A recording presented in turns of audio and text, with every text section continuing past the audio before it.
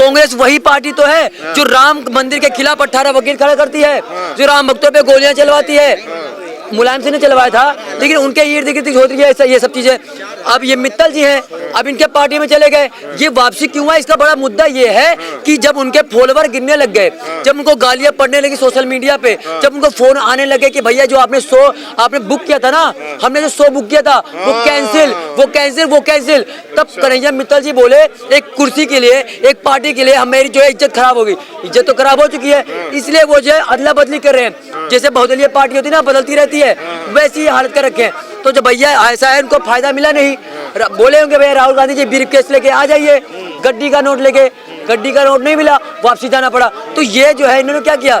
धोखा दिया। किनको दिया? जितने भी लोग इनको प्यार करते हैं, जितने लोग मतलब इनको सपोर्ट करते हैं, उनको धोखा करे। भैया यही राजनीति है, क्या चाहे कितना भी अच्छा आदमी हो, राजनीति में घुस जाता है तो बेकार है। फिर मतलब राजनीति में घुस गया इसलिए कन्हैया मित्तल बेकार हो गया 2 दिन में? नहीं, देखो ऐसा है, अल्टीमेटली उन्होंने वापसी करी ना। जिस जगह जाना चाह रहे थे नहीं गए। कांग्रेस में जाना उनका अपना फैसला था, लोगों को नहीं पसंद आया, उन्होंने मान लिया, ठीक है। हालांकि उनको जाना नहीं चाहिए था, जिस हिसाब से उन्होंने अपनी इमेज बना रखी थी, इमेज का ख्याल रखना चाहिए था। लेकिन ये भी देखा गया पिछले कुछ टाइम से, कुछ सालों में, कि लोगों का कुछ पता नहीं होता है। फॉर एग्जाम्पल ये विनेश फोगाट वगैरह ये सब जो चल रहा था हरियाणा में, ठीक है, अब ये खिलाड़ी थे, नेशनलिस्ट थे, लोग इनके फैन थे, फॉलो करते थे, लेकिन उन्हें एक अलग ड्रामा रचा कांग्रेस में जाने के लिए, ठीक है। तो लोगों का अपने आप माइंडसेट में क्या चल रहा होता है, क्या टारगेट होता है। ड्रामा कहाँ रचा है यार? बृजभूषण सिंह के ऊपर आरोप तय हैं कि वो उसने मोलेस्टेशन किया है। हाँ, वो मोलेस्टेशन जिस दिन का आरोप है उस दिन वो हंगरी में था।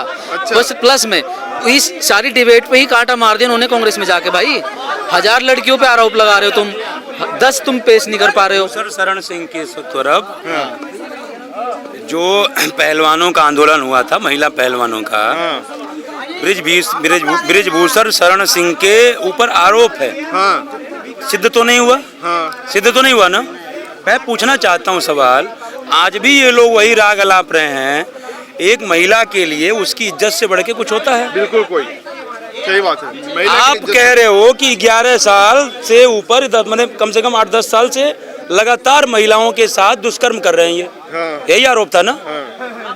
आप बताइए, पहली बार यदि आपके साथ किसी ने दुष्कर्म किया, यदि बृजभूषण शरण सिंह ने किया, तो एक महिला के लिए क्या पहली बार दुष्कर्म करवा लेना चाहिए?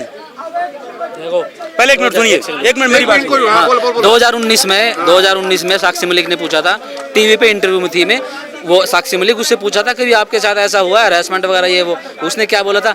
हमारे साथ कभी नहीं ऐसा नहीं हुआ, हम शायद पहलवान है ना, हमसे लोग डरते हैं, ये उसका स्टेटमेंट था। 2021 में जब टोक्यो से ओलंपिक में मेडल जीत के आई है, तो क्या कर रहे थे? बृजभूषण सर हमारे बहुत अच्छे हैं, उन्होंने ऐसा इंटरनल ऐसा मैकेनिज्म बना दिया है, बहुत अच्छा। शादियों में जा रहे, सब कुछ हो रहा है भाई। एक लड़की जो नाबालिग पेश करी गई थी, वो भी बालिग निकली, उसके सगे चाचा ने उसको पंजाब से जाके वो पंजाब यूनिवर्सिटी से फेक डॉक्यूमेंट बनवा रहे हैं उसका। सारी प्लानिंग चल रही थी। जैसे ही फेडरेशन के चुनाव आए, रेसलिंग फेडरेशन के, हुड्डा के इशारे पे कांग्रेस ज्वाइन करने का प्लान बन गया था। 2021 में विनेश हार के आई थी, रुक जाओ जी, 2021 में हार के आई थी, शांति से आई, चुपचाप सेरेमनी में भी गई, सब कुछ हुआ। इस बार 2 दिन बाद आई, सारा प्लानिंग था, पूरा स्क्रिप्टेड था, और उस पे मोहर लग गई अब इनके कांग्रेस ज्वाइन करते ही। तो वही कह रहे हैं, आप मित्तल पे बोल रहे थे ना, तो लोगों के माइंड में कब क्या चल रहा है कुछ पता नहीं लगता। जब तक वो सही है तब तक सही है, कुछ नहीं पता लगता। आज के लिए सिनेरियो बन गया। मैंने, भाई साहब ने तो पूरा एक्सप्लेन कर दिया, मेरी इसी बातों में पूरा जवाब था। जो मैं बोला ना, इसी में जो भाई साहब ने बोला वो पूरा जवाब था, कि सिंपल सी बात है कि भाई यदि आपके साथ, महिलाओं के साथ कोई एक व्यक्ति 10 साल से दुष्कर्म कर रहा है, तो 10 साल तक कहाँ थे आप?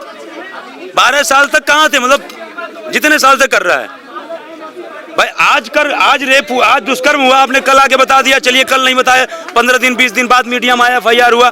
और मैं जरा पूछना चाहता हूँ कि भाई कम से कम, भाई चलो ये आप एक बहाना दे सकते हो कि वो रसूखदार है, हम FIR दर्ज कराने गए, FIR नहीं दर्ज हुआ उनके दबाव में। तो भाई आप SHO के यहाँ गए, थाने में गए, FIR नहीं दर्ज हुआ। आप पढ़े लिखे लोग हो, विश्व में जा करके हमारे देश को रिप्रेजेंट कर रहे हो, तो आप जो है SHO नहीं सुना तो ACP के पास जाते, ACP नहीं सुनता DCP के पास जाते, DCP नहीं सुनता तो कमिश्नर के पास जाते, कोई नहीं सुनता तो मेल करते, अपनी कंप्लेन को मेल करते।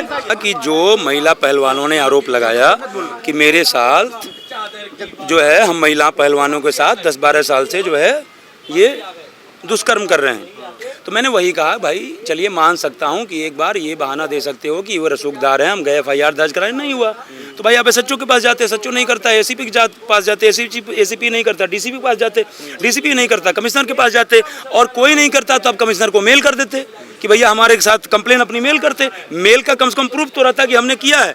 दूसरी बात यह है कि कोई नहीं करता, कोई उसका रिस्पांस नहीं आया तो मानवाधिकार में जाते। लेकिन आज उस आंदोलन में किसी के पास दिखाने का ये नहीं था कि हम यहाँ गए, हमारी सुनवाई नहीं हुई, खाली बस ये कहा गया कि हमारे साथ दुष्कर्म हो रहा है, खाली आरोप लगाया गया। तो ये कहीं ना कहीं मैं आपको बताऊं कि आप कह रहे हो कि महिला मेरे साथ, मेरी इज्जत के साथ 10 साल से खिलवाड़ हो रहा है, और 10 साल बाद आप बता रहे हो, इसका मतलब है कि आपके साथ कोई खिलवाड़ नहीं हो रहा था, आप मलाई काट रहे थे, अब आपको स्वार्थ, आपका मलाई मिलनी बंद हो गई, आप आरोप लगा रहे हो। दूसरी बात, आप कन्हैया मित्तल की बात कर रहे हो। देखिए मैं एक आपको बात बताऊं, क्योंकि मैं भी एक साहित्यिक व्यक्ति हूं, मैं बड़ा संजीदे तरीके से इसको बोलने का प्रयास करता हूं। मैं भी एक साहित्यिक व्यक्ति हूं। साहित्य में यदि आप कोई गीत लिखते हैं, काव्य में कोई गीत लिखते हैं, तो थोड़ा सा बस ये हो सकता है कि भाई इस शब्द की जगह इस शब्द का प्रयोग कर लिए, थोड़ा उतना उच्च कोटि का शब्द या उत्कृष्ट लेवल की रचना नहीं किए, लेकिन उस रचना का अर्थ जो है वो एक ही होता है। लेकिन आप साहित्य में ऐसे शब्द का प्रयोग यदि आप कर देते हैं कि उसका अर्थ ही चेंज हो जाता है, उसका भाव ही चेंज हो जाता है, तो वास्तव में आप साहित्यिक व्यक्ति नहीं हो। और जो वास्तव में साहित्यिक व्यक्ति होता है, वास्तव में साहित्य जोड़ने का काम करता है, तोड़ने का काम नहीं करता है। नहीं तो उसने क्या गलत किया कांग्रेस ज्वाइन? मैं आ गया। तो आज आपने क्या किया?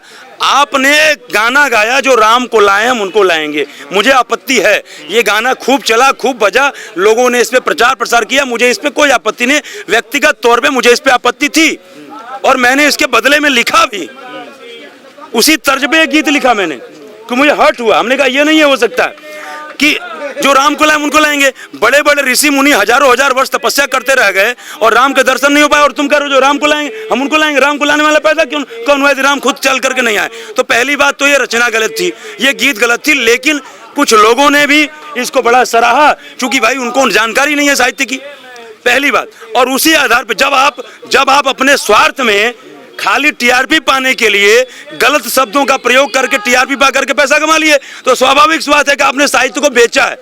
आपने साहित्य को परोसा नहीं है, आपने बेचा है। ठीक है, बेचा है, लेकिन अब तो माफी मांग लिया है ना देश और सनातन से कि मैं सनातन धर्म से, हम सभी सनातनियों से माफी मांगता हूँ। हाँ। मुझे माफ करिए कि मुझसे गलती हो गई। गलती हो गई और कांग्रेस ज्वाइन कर लिए, गलती भी हो गई, कांग्रेस ज्वाइन कर लिए।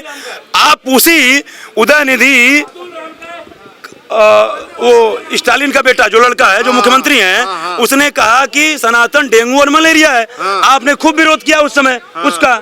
तो जिसका आप विरोध कर रहे थे, जो कांग्रेस पार्टी के लोग ने कह दिया कि राम है ही नहीं है, राम काल्पनिक है, और राम मंदिर आंदोलन के संबंध में जो केस चल रहा था उसके खिलाफत में अपने ही वकील उतार दिए।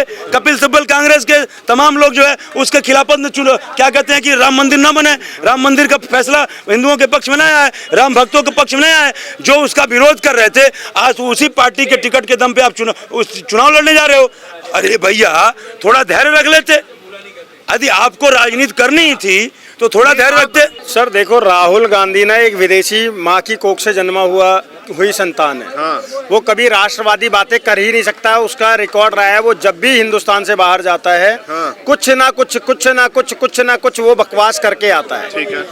हमेशा कुछ ना कुछ बकवास करके आता है। आप मुझे बताइए, आप सिख दंगे किसने करवाए थे? सिखों का नरसंहार किसने कराया था?